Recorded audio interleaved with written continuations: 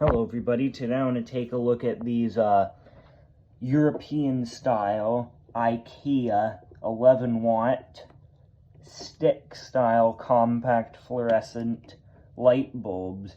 Now these, we like from some of my most of my European viewers, this will look totally normal, but in the US we don't really have these stick style CFL light bulbs.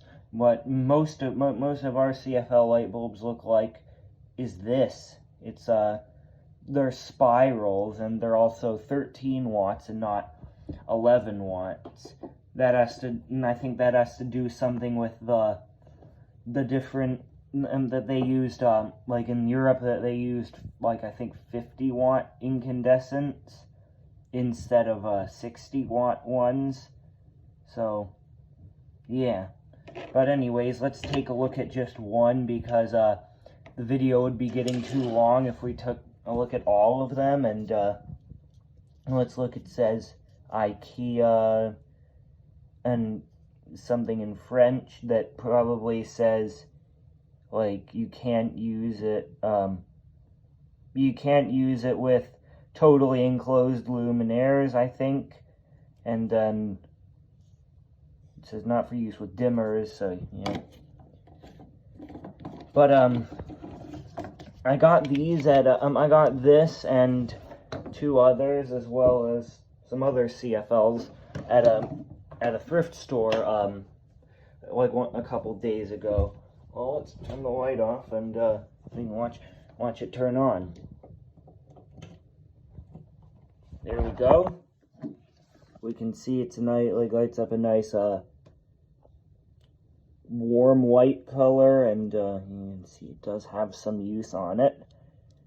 But yeah, so stick CFLs are good for like those horizontal lamps, like lamps that have horizontal sockets, like a pair of them, because they produce a lot of light more light downwards, and more light to the sides. So yeah, they're better for like a table lamp than one of those spiral things. But it's like, you know, it lights up the room quite well. And but most IKEA CFLs are actually, let me get one like this, and like some of them are like this, and these are like, I think, programmed start or something like that. And these were made by Mega Man. Not sure who made these. Probably Mega Man as well.